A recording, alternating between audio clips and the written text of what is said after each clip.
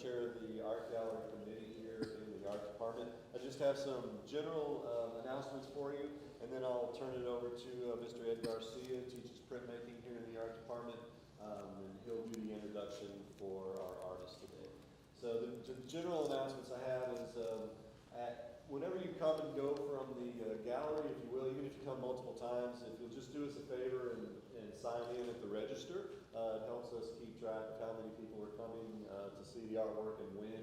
Even if you come multiple times, just sign up the next time you come as well. It's good for our marketing and public relations as well. Also wanted to let you know, this exhibition will be coming down tomorrow at noon. We'll start taking this one down, reinstalling it, and installing the next exhibition. So if you have friends or family or someone else you would like to see the exhibition, before it's gone, please do so by the end of the day or tomorrow morning. Just want to let you know that. Also, our next artist, Dorte Weber, she will be installing her artwork next week. She's from San Antonio. She's a conceptual fiber artist, so if you're into fibers and fabrics and all, you should really enjoy her exhibition. That's coming up next. Also over in the library art gallery, if you didn't know, you guys know what a library is? Anybody know what that is? You actually go there and check things out, you don't just use your phone. Well, in the library we have a gallery downstairs and upstairs, so there's artwork over there as well, so I encourage you to check that out. And any other artwork you can, anywhere, in person, whenever you get the opportunity. So just a couple of little housekeeping things. First, I think you all know this, as student artists and adults, do not touch the artwork, please. Even if you're tempted to get up close and point to something to show your friend, don't touch the glass, don't touch the frame, don't touch any part of the artwork. If you're wearing a backpack, we encourage you to put your backpack on the front so you don't accidentally bump up against the artwork, when talking or moving. If you're wearing a hat, like a baseball cap or whatever, and you want to get up close, just be mindful that bill sticks out, right, further than your head, so we don't want that banging into the artwork either. So just be mindful of those things, and we really appreciate it. So without further ado, I'm going to turn it over to Ed Garcia, and he's going to introduce our artist today. Thank you. Guys, you can come in. There's a lot of space here. Don't be afraid.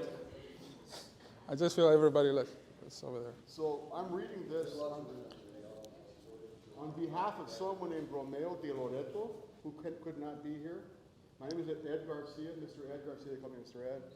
Like he said, I teach printmaking, design one, and art appreciation. But I'm reading this in the stead of Mr. Romeo de Loreto, and I will read it as such. Hello, my name is Romeo de Loreto. I am the assistant professor of digital and analog UTRGV, Brownsville. I begin my talk and analysis of Carlos Limas' work with some short quotations. But I would like to say that I am very sorry for not being able to attend in person. My teaching schedule did not permit this luxury. Nevertheless, here are my humble words, and he speaks. Why is form beautiful? Because it helps us confront our worst fear, the suspicion that life may be disorder, and therefore our suffering is without meaning. Both poetry and photography tend toward metaphor. Stated by Robert Adams from the book, quote, Beauty in Photography, unquote.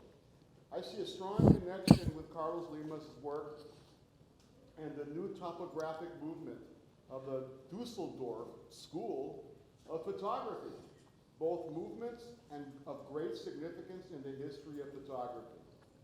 Like Canadian photography Jeff Walls and German photographer Andreas Guski, Carlos Limas stops a fraction of a still quiet moment, which is very loud. His elegance images speak of a place rarely reflected on. Carlos Limas' images masterfully embody the reference statements portraying a metamorphic fusion of subject and space. In his photographic works, every detail is significant. He guides his subject to discover the place on Earth. This process mirrors the transformative essence found in John Cage's cutting-edge music, resulting in a unity of truth. John Cage, a renowned avant-garde composer, explored the concept of metamorphosis in music by challenging traditional notions. He believed in incorporating elements of chance, randomness, and non-intention in composition, allowing sounds to evolve predictably. Cage's ideas often involved removing the composer's control, letting the music transform organically through unconventional methods, like the use of prepared piano or intermittency this is a good word. Indeterminacy. I've never heard of that word. Me Sorry. neither, so don't worry. See that? Yeah, I musical believe school- you, yeah. I think he made it up. Okay, sorry. More likely, yeah. Sorry, but seriously, this approach aimed to shift the focus from the composer's intentions to the sounds themselves, embracing the transformative nature of music. If we remove the word music and replace it with the photographic image, one can understand the connection. I am making with the works of Carlos Limas in this exhibition. Thank you, Carlos. Thank you all. This has been Romeo Di Loreto. Okay?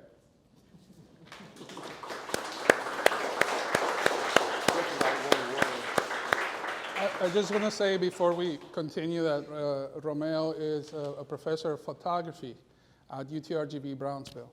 So we have done a lot of work together, and he does a lot of analog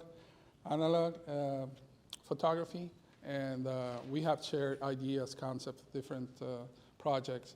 And when you go around and see the exhibition, you might see that one over there in the back that says Majestic. That's the Majestic cinema on the back, in the alley, and that's him there, right? So we'll go together, just drive around, walk around, and we'll have our cameras and just stop where we think there's something interesting there to capture. So it is very important for me to invite him. For me, he's also a mentor. And that's why he was or is important that he was here presenting this exhibition. So I'm very thankful for him. Yeah. So the next thing I'm doing is I'm reading Carlos Limas' bio. Here's his bio. He's right here. Okay. Limas received a Bachelor of Arts, a BA in Graphic Design from the Instituto Profesional de Arte y Diseño, Monterrey, Mexico, and a BA in Studio Art from, oh gosh, it's French, the Académie Royale des Beaux-Arts in Bruxelles. Is that how you pronounce Brussels, it? yeah. Brussels, Belgium. Mm-hmm. He completed a Master of Fine Arts at MFA at the University of Texas, Rio Grande Valley, which is UTRGV. Edinburgh, Texas. He participated in a conceptual art residency at the Accademia de Brera in Milan, Italy, with artists Luciano Fabro and Diego Esposito, or Esposito. Esposito. Very good. His primary media are photography, painting, and video. He has exhibited in solo and group art exhibitions at regional, national, and international levels, including Mexico, Belgium, Slovakia, Italy, France, China, and the USA. He presented his 2021 solo show, Stillness, at the International Museum of Arts and Science in McAllen, Texas, and Intangible, which is right now, in 2023, in Roosterberg Gallery, UTRGV, Brownsville, Texas. He served as chair of the School of Art, Escuela Adolfo Prieto at Conarte from 2006 to 2011 in Monterrey, Mexico, creating multiple projects for the artistic community, including art workshops, artist talks, and artist interviews for a local TV show. Limas lives and works in McAllen, Texas, teaching digital photography at South Texas College, which is here, and is the current visual arts coordinator for the visual arts department. Thank you, Carlos. Thank Welcome. you, guys. Thank you. Thank you, Michael, for doing this. Thank you. Thank you. So where do we start? Well, in general, you've seen the exhibition. I think it's just a series of photos, me driving around the RGV. I take most of them are in digital format. I think it's very important for me, and this is what I also tell my students, that always keep in mind the resolution of your image, because you might need to maybe, do a big print, right? So I'm just gonna go over the technical aspect of it, of the exhibition, and then go into more conceptual. Yeah, basically this is what I do. I sometimes put adapters so I can put in some lenses from analog cameras, and I'll probably use maybe Hasselblads or other lenses just to get that real good image, right? And then I try to keep everything in a square because I come from the analog era, let's say, which is another format, the 120 format, which is much bigger than the 35 that we usually see in analog. And that format is just a square where I do a composition, kind of a deadpan composition, meaning that everything that you see is just in front of you. There's no distractions. What you see is what you get, right? And this is very, it's just a style. This is not new. This is something that it's in the history of photography. And I just try to follow that idea in my work, at least. So I try to keep that concept of analog in the digital era also. I shoot color, basically it's color. And just because I think color is important, it also sets a mood.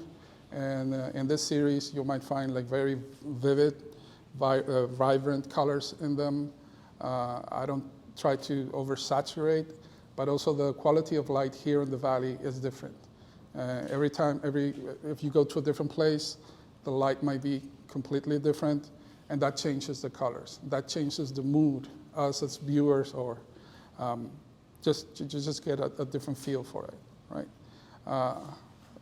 In that, we were just talking a few minutes ago about how the sky in the valley, the blue of the sky, is very strong. It's there, we might not notice, but I don't try to change the tone of the blue in the images here, in the photos. I think that that's something that I want to keep, just to keep it like natural, right?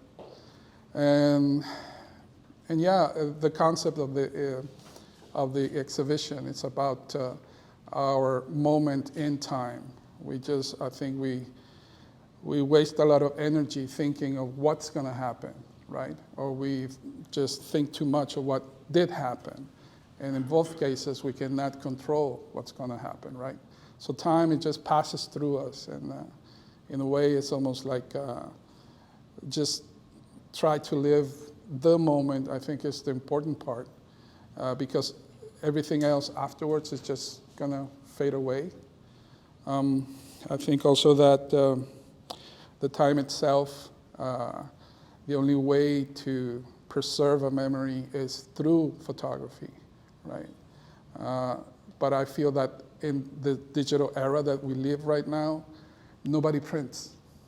Everybody just takes pictures with their phone and just leave everything there in the cloud, in the SD card. And so in 1 or 2 generations, nobody is gonna know that you were here, right? Because that information, that file is just gonna, again, fade away. And I think it's important that you take the time to go and maybe go to Walmart and print, 6x9, which costs maybe 18 cents, and have your own tangible photos, items that will remember who you are. I mean, people in your family will remember who you are. I don't know how many of you know what the father of your grandfather looks like, right? So it's almost like we're never here in this era. Like we're going to fade away. Time will just come in and will take us second by second, pixel by pixel, right? The movement in the photos themselves is just that idea of how a pixel is moving because it's kind of fading away. There's a movement there, and it's taking just one part of the image, and it's going to take another part, another element, another object, and it's just going to take it and just continue moving until that image is going to become completely white. There'll be no memory there. There'll be just a blank page, right? So that's also something that I want to encourage everyone to do now and then, just to print something, just to have something tangible. Other way, in another way, if we don't do that, everything becomes intangible, right? All the photos are here from the valley. Everything is me going around on the weekends for the past 3-5 years maybe, going through hundreds and hundreds and hundreds of photos, making selections, making edits, printing, reprinting until I'm kind of happy with that. Basically working on Lightroom and Photoshop.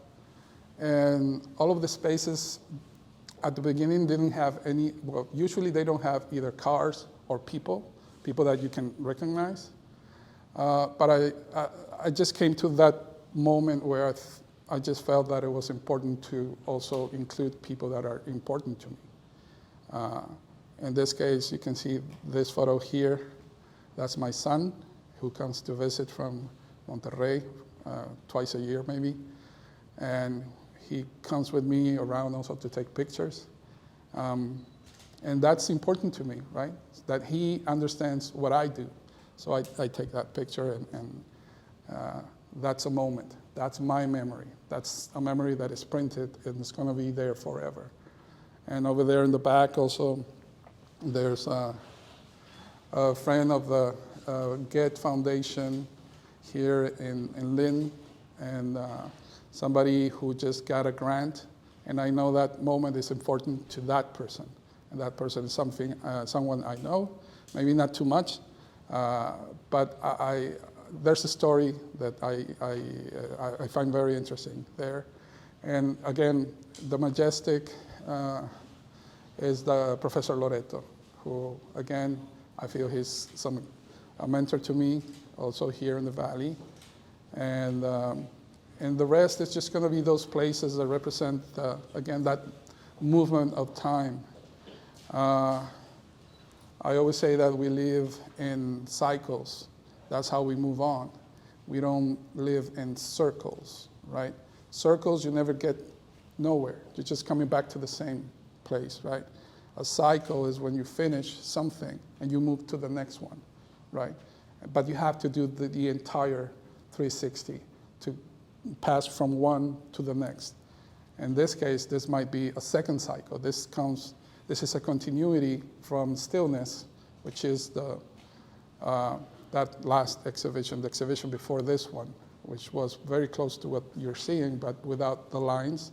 And that was me just also trying to recognize myself in a series of abandoned houses around the valley, like coming back home, let's say, for me, and looking at, I wouldn't say necessarily like a auto portrait, but at least I got that reflection, like that connection, like, hey, here we are again, and we're old, and we have our scars, and we have, we've been through a lot, but I'm back, and you're still here, and I don't know, that kind of stoic kind of landscape becomes, active again in a way. There's a new communication, a new discussion, new questions to answer, and I think that is important. Everyone here, as students in art, have different questions, and you're looking for an answer that is only yours, right? That's why we have to kind of ask ourselves, like, where are we right now, and where do we want to go in our work? So I think that is super, super important, because we create, we imagine, we think, we research, we experiment, and that's how we grow. And I think that's super important. What else? I don't know if you have some questions for me. Yeah. You say you came from the analog era, Mhm. you're people of the photography. Are you, when you print out these prints, is it your way of combining the two eras? Yeah, definitely. I mean, this is, I do all my printing. I don't do the framing, but I do the printing. And I just try to cover all the aspects. I mean, I'm not interested in emulating film through digital, right? I just feel that I have this mindset of how to compose or work with an image and how that has evolved. And it's like these are the tools we have right now, right? Those are the ones we need to use and master, let's say, right? And it's always evolving. I'm kind of scared a little bit, not scared, but just like curious maybe of knowing what AI is gonna be, how much AI is gonna be on the spotlight, or how AI is gonna take the place of some artists, or how artists are going to use AI and that's gonna be the new norm. How we use it the best way possible just to have also a concept and communicate whatever we want and have our own space or their space and as a new type of art, I don't know, but I guess it has to do more with also how you set that AI to do what you want. Yeah.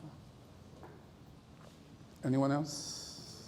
Can you talk a little bit about the technical aspect? What software you use to manipulate the photos? I could, but no.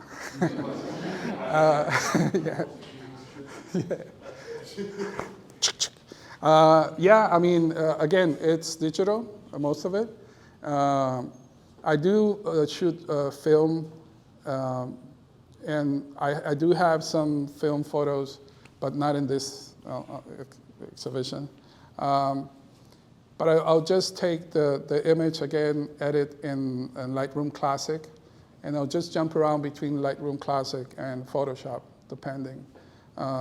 I do calibrate my monitor, so I have a specific monitor for color. I do my printing, so I control the output. I check the papers that work best for me. So these are Epson papers, and I print on Epson printers. But I do calibrate and just have also sometimes work with a color checker and have my own color profile. I'll have different profiles set, like if it's like a very shiny day, I'll have a profile to use when I import, or when it's very, I don't know, overcast or bright, or, yeah. And yeah, everything is almost like in-house. Only when I have to print this big, I'll send it out. I don't have a 20, 40-inch printer at home, but I'm pretty happy with what I get back, yeah. Yeah. Is there a reason you chose a vertical ascension versus maybe a horizontal plane? No, there's a horizontal here on the other side, yeah. But this is just like, I don't. Is it more per instance or per photo that you do? I just feel like the pixels themselves are kind of fading away and have that movement that goes beyond the frame, right? So they're kind of going all the way through it, and it's just that direction I get. I don't know if that would work if I try to do this on an angle, like a Dutch angle or 45, or, you know, for me, it makes more sense like when they're just like leaving the space, the composition to that straight line. Excuse me? Yeah, exactly. Would you recommend any up-and-coming photographers to learn how to print film, to learn more about analog? To learn more analog? Yeah. Well, I have that list for the ones who are taking my class. Remember, there's 100 photographers there as a reference, and that they do analog and digital. So what I do in my class, I'll just put out a list of 100 photographers, and they have to choose like which one they like to present in I call it 15 by 15, which is a 15-slide, 15-minute presentation. No text on the slides. They just come in and talk about that photographer, just for 15 minutes as if it was like a movie they really loved, they really liked. And that way we can start a conversation, a discussion about it. It's a little bit like Pechacucha, which is like 5 to 5, right? But I just give them like 15, yeah. What was your artistic interest while at Conarte? In Conarte? Yeah. Well, I got invited to be the chair of the school. And there we had like printmaking, painting, and design. And I think it was important to support all those techniques and studios. But I also just felt that it was important to also bring in art and technology. So we did the first electronic art open call. We invited 2 groups, one from Belgium, one from France, to do a residency. The people who got selected to do the art and technology that were selected were going to work with the artists who did the residency. And they will work as assistants, but also they will mentor the projects that were selected. So it was a kind of win-win situation. So I was just trying to balance, and I think also going out and we had this event called Plataforma, and we would invite like 3 artists from the community, from different generations, doing the same type of art. And they then will present, again, their work, and at the end we'll have a discussion. And this will bring together different generations of artists doing the same thing at different times, and just, interchange or change ideas around what they're doing, but with a different concept. And then also, like when we were doing interviews, we got in touch with the local TV station, and they gave us like 30 minutes of air time, and we would just present those interviews, right? And Was it on Multimedia? Multimedios Canal 28. Sí. Yeah.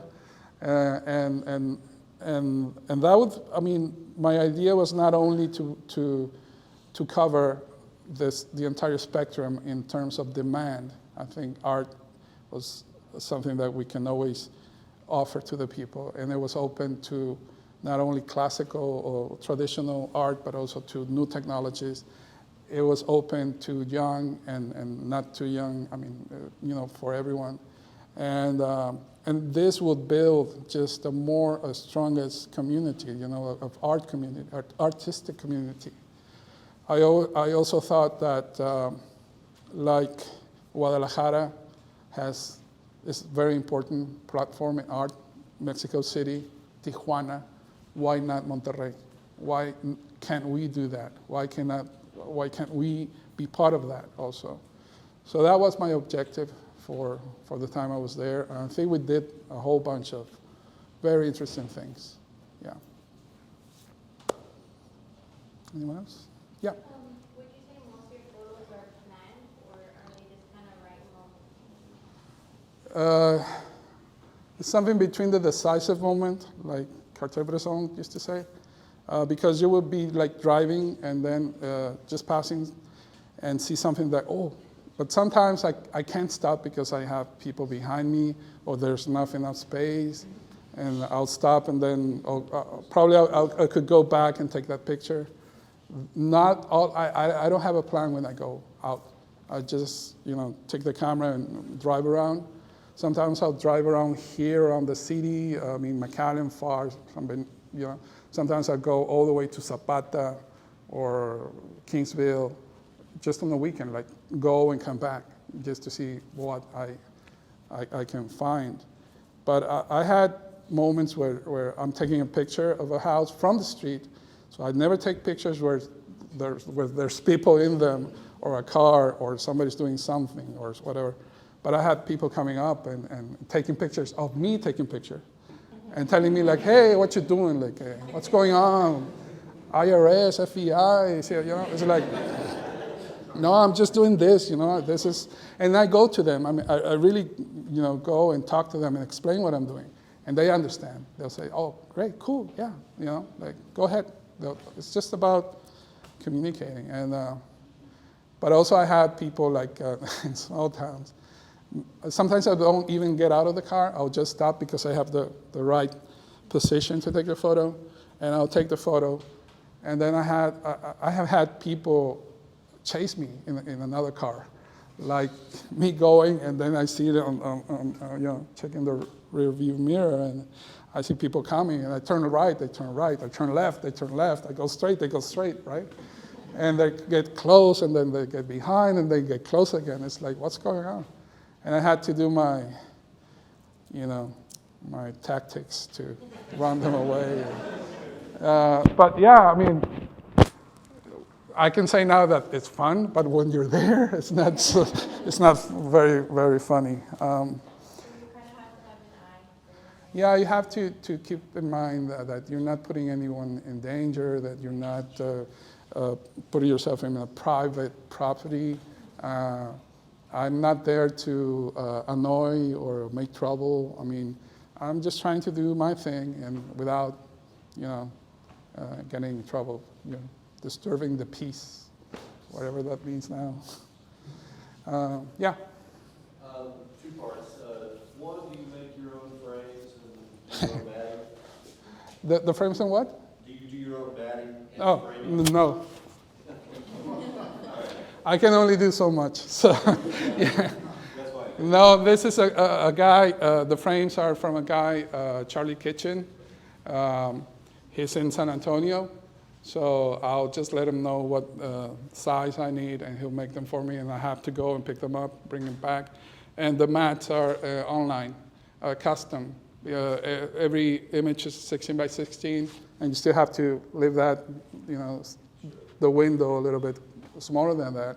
And I'll do I'll do the whole thing, bring it together. My apartment is almost like a studio.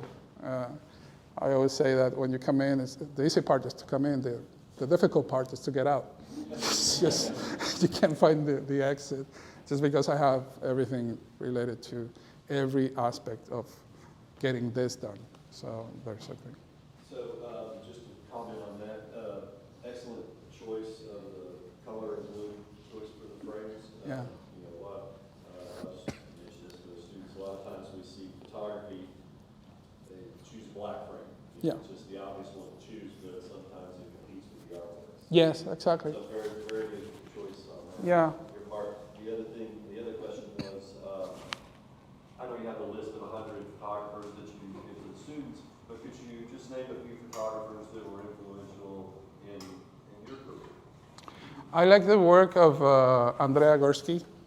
Yeah, Andrea Gursky is a photographer, let's say young, he's alive, he's still working. And he has a different take on photography in terms of he'll make or change the photography and kind of present a way of how society right now has globalized everything in all different aspects of commerce and capitalism and who has the power, you know. And you'll see like very enormous, grand photos of spaces like the Amazon storage room, right? Where it's like super open and it's full of, it's a sea of products there, you know, and at the same time, he can go to the $1 store and then take a picture there and see all the products that are there with people. But he also he does a lot of edit manipulation of images. So it's not, that might not be the real scale of things. He exaggerates a lot, but it looks like supernatural. This building in Montparnasse, I think it's just a apartment building with a lot of window squares, and he kind of doubles that and gives continuity to that, and it's kind of a whole entire city in one building, right? So those types of ideas, I think it relates to me. And it's more conceptual, right? It's not about just taking a picture of reality, but a picture of different concepts that we have around art, life, personal. So, yeah, I would say him, and obviously the classical Cartier-Bresson, and Adams, and I don't know. There's just so many names. I mean, that's the thing. And also, I'm not good with names. I just get confused. No, but yeah, there's a lot of photography. Classical, analog, black and white, color, and also the experimentation side of infrared, for example. I'm very interested in that. So, yeah, and photography, like everything else, again, is like a series of, it's research, it's you experimenting and putting like the best ideas together to come up with something new that makes sense to what you're doing, that answer the questions that you have. And just real quick, I think that for me as a graphic designer, I was very confused on where do you stop doing design and where do you start doing art? That was a big question. So you do design to answer the needs of a client, even if that's very conceptual, and art starts when you start answering your own questions that represent what you want to say, in a way. Okay? Thank you so much, and I really want to thank Ed, Tom, for everybody here at STC for their support.